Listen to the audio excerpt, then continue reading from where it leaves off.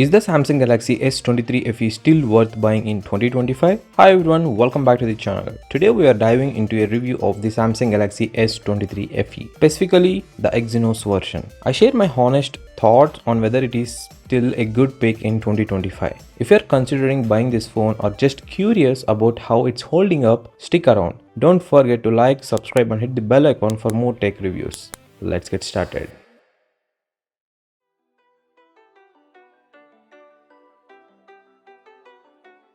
Starting with the display, the S23 FE features a 6.4-inch dynamic AMOLED 2X panel with a 120Hz refresh rate. It's a flat screen with thick bezels, which might feel a bit outdated in 2025, but the colors and brightness are still impressive. It reaches up to 1450 nits, making it easy to use outdoors. The HDR10 Plus certification ensures vibrant content consumption and the touch response is smooth. However, the thick bezels might not feel premium compared to newer models. Overall, the display holds up well, but it's not the most modern looking design out there.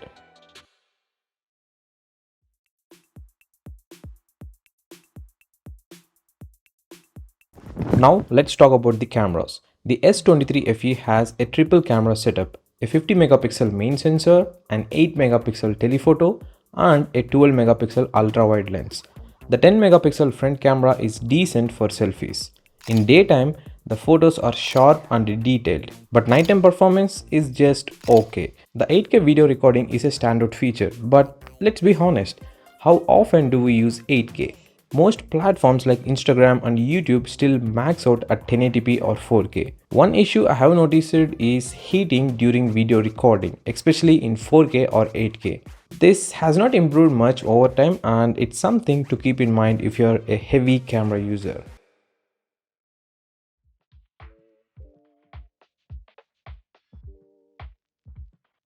The build quality is solid with an aluminum frame and Gorilla Glass 5 on both the front and back. It feels durable, but the flat design can make it uncomfortable to hold for a long periods without a case. The camera bump is also a bit annoying when using the phone on flat surfaces. At 210 grams, it's not the lightest phone, but it's manageable.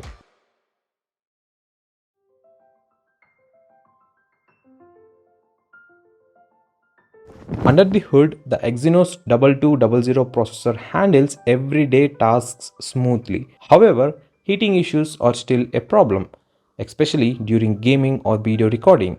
While it's not a deal breaker, it's something to consider if you are a power user. The performance is decent for price, but newer chipsets in 2025 definitely outshine it. If you are into heavy gaming or multitasking, you might want to look elsewhere.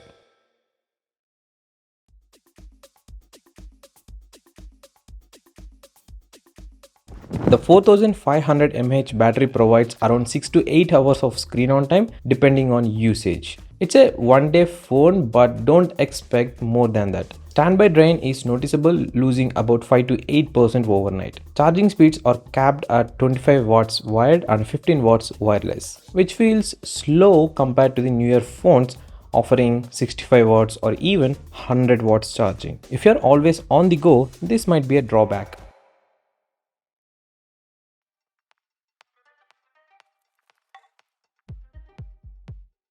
On the software side, the S23 FE is running on One UI 6.1 with Android 14. Samsung promises 4 years of major updates and 5 years of security patches, so it still got some life left. However, some users have reported issues like battery drain and camera degradation after updates. It's not a universal problem, but it's worth noting.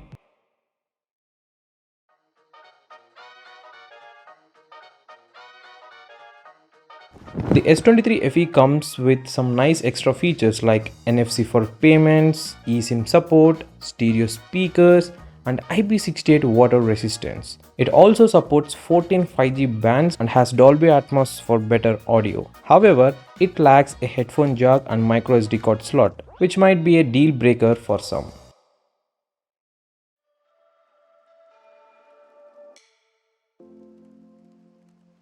Looking at the user feedback online, the heating issue is a recurring complaint, especially after the January 2025 update. Some users have also reported random app crashes and battery drain. The camera performance, while decent, has not improved much over time. If you are buying this phone in 2025, these are the things to keep in mind.